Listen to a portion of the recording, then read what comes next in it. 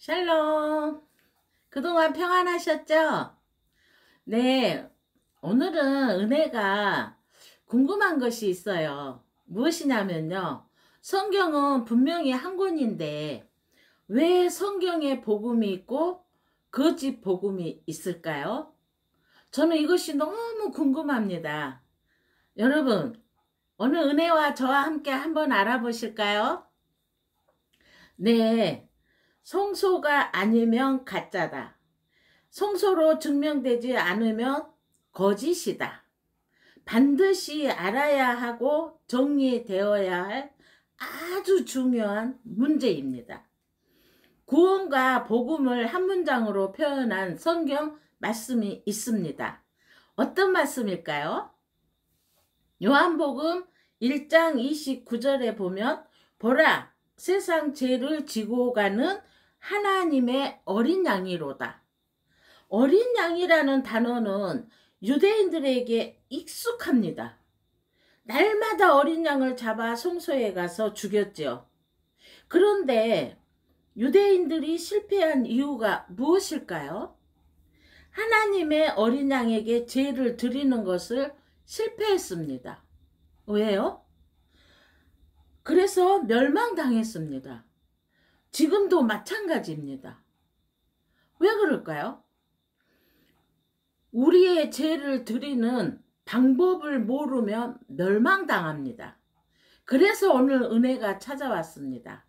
우리는 이 복음을 확실히 알아서 멸망당하지 않아야 하기 때문에 제가 사랑하는 성도 여러분, 구독자 여러분, 이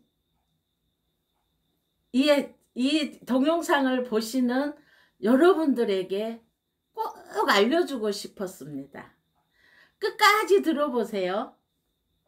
수많은 사람들이 날마다 교회 가서 예배 드리고 기도합니다. 그런데 자신의 죄를 어린 양에 드리지를 못한다고 해요. 질문을 드려보겠습니다. 하나님의 어린 양, 그리스도께서 세상 죄를 지고 가는데 만약 우리가 주님께 죄를 드리지 않으면 어떻게 됩니까? 자신이 책임을 져야 합니다. 어린 양에게 드리면 어린 양께서 책임을 지시죠. 책임을 지십니다. 성도 여러분, 그리스도의 역할, 죄를 제거해서 가져가시는 것입니다. 반드시 어린 양께 죄를 드려야 합니다. 주님을 영접한 그리스도인에게는 반드시 죄가 제거되는 역사가 이루어져야 합니다. 그렇지 않으면 죄에 대한 대가를 자신이 지고 지옥으로 가야 하는 것입니다. 저 은혜와 성도님들께서는 반드시 어린 양께 죄를 드리고 죄가 제거되는 역사가 이루어져야 합니다. 하나님께서 구약시대 수천 년 동안 인간의 죄를 용서하고 해결하신 방법이 무엇이었습니까? 어린 양과 성소입니다. 레위기 4장 32절에서 34절에 보면 그는 죄를 범한 사람을 뜻합니다. 그가 만일 어린 양을 성소 번제단에서 속죄 제물로 가져오거든 흠없는 암것을 끌어다가 속죄제 희생의 머리에 안수하고 번제 희생을 잡는 곳에서 잡아 속죄제를 삼을 것이요 제사장은 그 속죄제 희생의 피를 손가락으로 찍어 번제단 뿔에 바르고 그 피는 전부 단 밑에 쏟고 죄인이 하나님의 어린 양을 죽이고 그 피로 제사함 받는 장면입니다.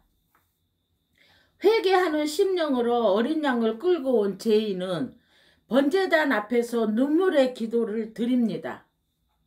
양을 죽이기 전에 머리에 손을 얹고 죄를 고백합니다. 하늘에 계신 아버지, 제가 양심 속에서 말씀하시는 성령의 음성을 외면하고 죄를 범했습니다. 제가 알면서 말씀과 계명을 무시했습니다. 용서해 주시옵소서. 이제 어린 양의 머리에 손을 얹고 죄를 고백하오니 제 죄가 어린 양에게 넘어가게 허락해 주시옵소서. 사랑하는 성도 여러분, 우리가 이 기도를 해야 되지 않을까요?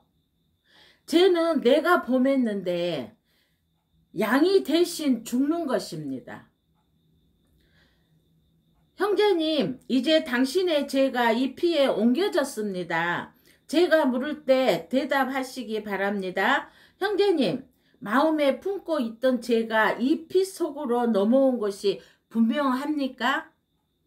형제님의 죄를 이 피 속에 버렸다면 이제 성소 안으로 들어가서 하나님 앞에서 이 피를 쏟아야 합니다. 이 피 속에 형제님 마음에 있던 죄가 옮겨져 와야 합니다. 더 이상 죄를 붙잡고 있으면 안 됩니다. 이것을 하나님 앞에서 약속하시겠습니까? 예, 어린 양이 제 죄를 지고 갔습니다. 어린 양이 고통스럽게 죽어가는 모습을 지켜보면서 회개하게 되었습니다. 성령께서 새 마음을 주셨습니다. 저는 이제 죄를 미워합니다. 제 마음에서 죄를 떨어져 나갔습니다. 제 마음에서 죄는 떨어져 나갔습니다. 이제 제 속에 붙잡고 있는 죄, 고집하는 죄가 없습니다. 세상 죄를 지고 가는 어린 양이 내 죄를 지고 간 것입니다. 이것이 용서, 칭의를 받는 경험입니다. 용서와 칭의를 설명할 때 죄가 마음에서 떨어져 나가는 설명을 하지 않으면 거짓 복음이다. 성서에서 증명되지 않으면 전부 거짓 복음입니다. 이렇게 말씀하고 있습니다. 우리가 알아본 내용입니다. 복음이 있고 구원론이 있습니다. 유대인들이 멸망을 당한 이유가 양의 피는 흘렸는데 죄가 떨어져 나가지 않았어요. 새 마음을 받지 못했습니다. 번제단에서 칭의가 이루어지지 않았습니다.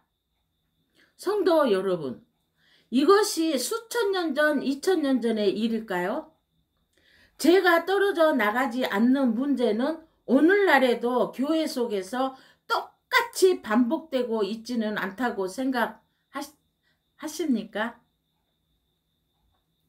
성서를 잘 아는 것처럼 보이는 오늘날의 그리스도인들, 오늘날 많은 그리스도인들의 문제, 성서에서 이루어지는 경험을 모른다는 것입니다.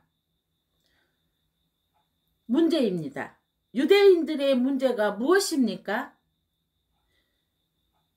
그들은 성서의 모든 것을 알았는데 왜 메시아를 죽였습니까? 그들은 성서를 통해서 복음과 구원을 경험하지 못했기 때문입니다. 성서 진리를 놓치면 복음을 분별하지 못합니다. 성서의 진리를 놓치면 복음을 분별하지 못한다고 합니다. 여러분, 우리는 심각합니다. 그냥 교회만 왔다 갔다 하는 것이 아니라 교회를 가서 우리는 무엇을 알아야 하는지 절실히 깨달아야 합니다. 메시아는 세상 죄를 지고 가는 어린 양으로 오신 메시아.